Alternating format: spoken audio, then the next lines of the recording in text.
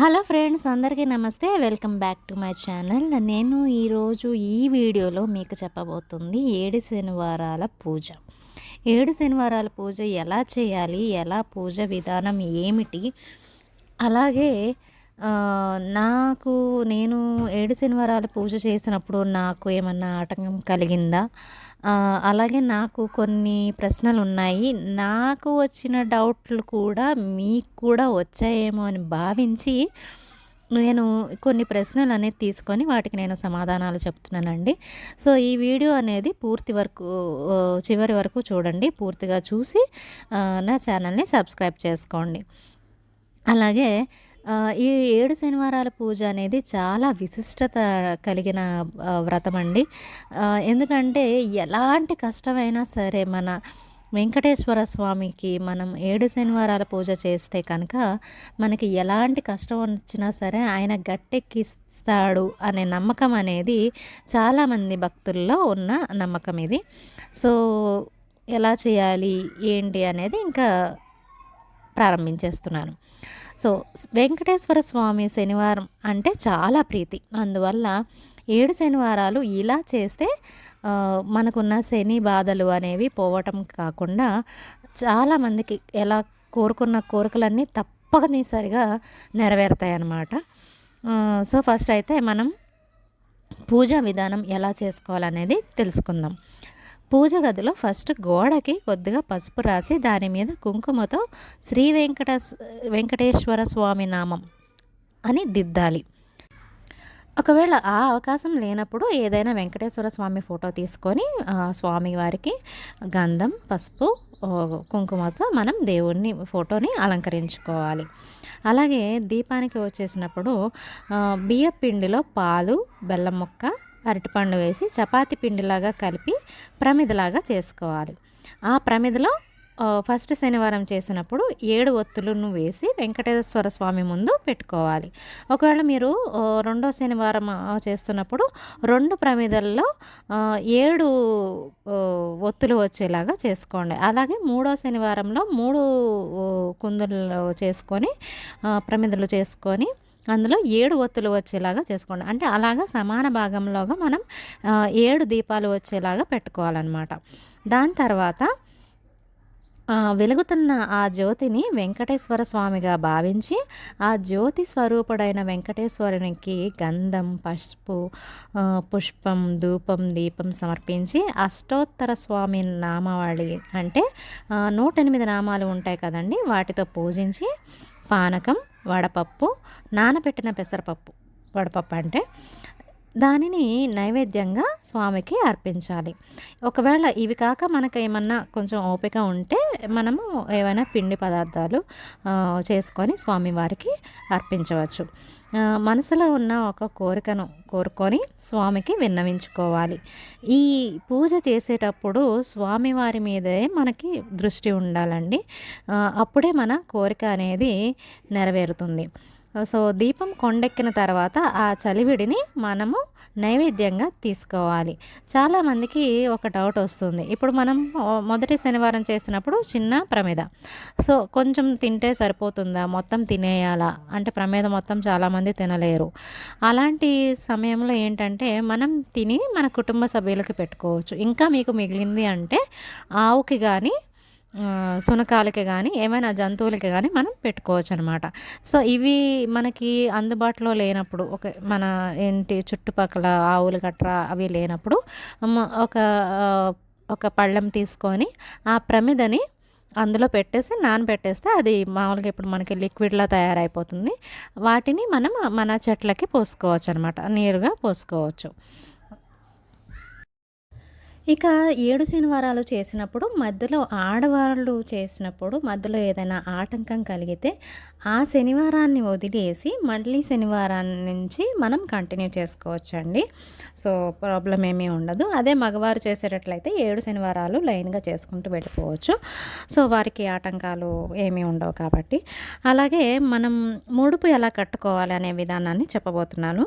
First అయితే స్వామివారికి ముడుపు కట్టే రోజున తెల్లవారుజామున లేచి ఇంటికి శుభ్రం చేసుకొని నిత్యం దీపారాధన చేసుకోవాలండి. తర్వాత వినాయకుడికి మీ కోరిక విన్నవించుకోవాలి. అనంతరం 7 కొండల వాడికి ముడుపు కట్టాలి.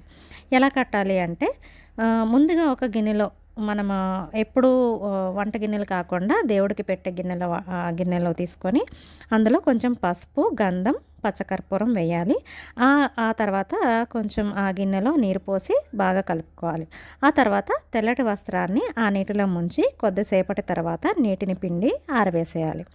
ఇప్పుడు ఆ వస్త్రానికి 4 వైపులా కుంకుమ బొట్లు పెట్టుకోవాలి. అలాగే వస్త్రం మధ్యలో కుంకుమ బొట్టు పెట్టుకొని వెంకటేశ్వర స్వామి తిరునామాన్ని తీర్చిదిద్దాలి.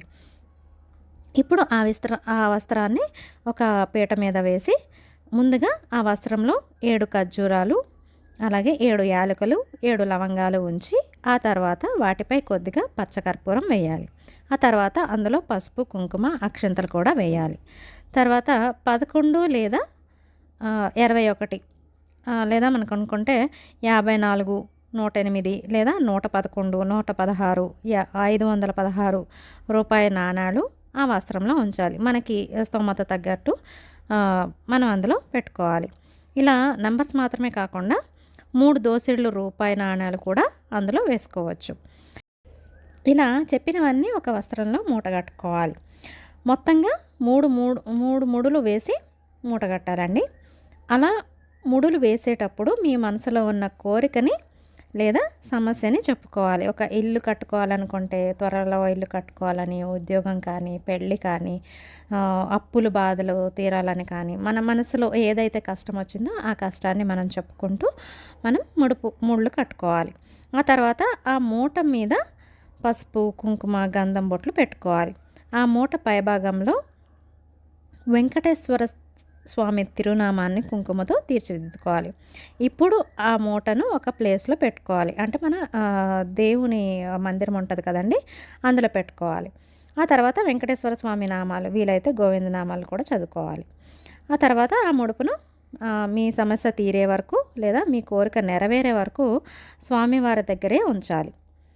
ఒకవేళ వన్స్ మన కోరిక తీరిపోయింది, ఆ ముడుపును వెంకటేశ్వర స్వామి ఫోటో నుంచి తీసి తిరుమలకు వెళ్ళేటప్పుడు అక్కడ ఉన్న హుండీలో ఆ మూటను వేసేసి వడ్డీ కాసుల వాడికి సమర్పించుకోవాలి. ఇది ముడుపు కట్టుకునే విధానం అండి.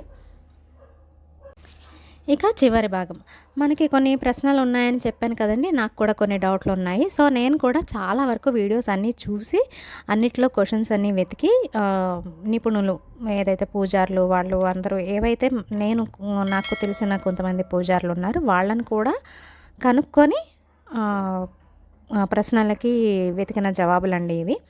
సో మొదటి ప్రశ్న అయితే, వ్రతం చేసిన రోజు బ్రహ్మచర్యం పాటించాలా? వ్రతం చేసిన రోజు కంపల్సరీ బ్రహ్మచర్యం పాటించాలండి. అలాగే మనకి కుదిరితే భూమిపైన పడుకోవాలి. వ్రతం చేసిన రోజు మనం ఫాస్టింగ్ చేయాలా అని డౌట్ అండి. చేస్తే మంచిది. ఒకవేళ చేయలేను, మొత్తం రోజంతా చేయలేను అనుకున్న వాళ్ళు మధ్యాహ్నం పూట చేయకుండా రాత్రిపూట కొంచెం పాలు, పళ్ళు తీసుకుంటే సరిపోతుంది. మూడో ప్రశ్న, వ్రతం ముగిసే వరకు మాంసాహారం భుజించకూడదా? 7 శనివారాలు ముగిసే వరకు మాంసం ఇంట్లో చేయకూడదు, అలాగే మనం తినకూడదండి. నియమ నిబంధనలు అనేవి పాటిస్తే మంచిది.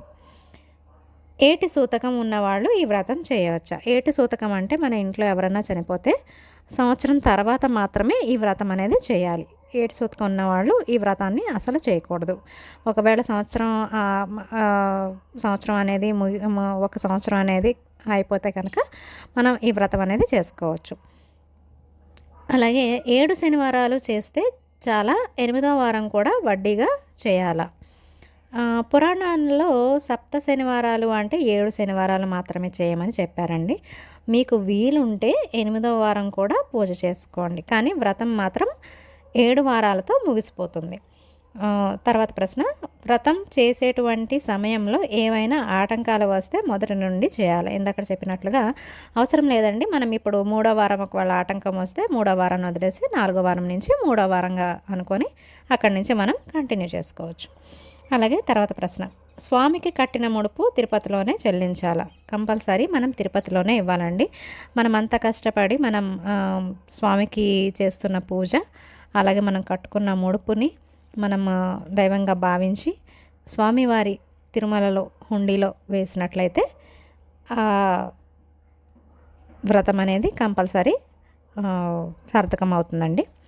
సో ఇవండి ప్రశ్నలు. సో నాకు తెలిసి ఈ వీడియో మీకు నచ్చిందని అనుకుంటున్నాను. ఈ వీడియో కనుక నచ్చితే కనుక మీరు నా ఛానల్ని సబ్స్క్రైబ్ చేసుకోండి. థ్యాంక్ యూ సో మచ్ అండి. గోవిందా గోవిందా.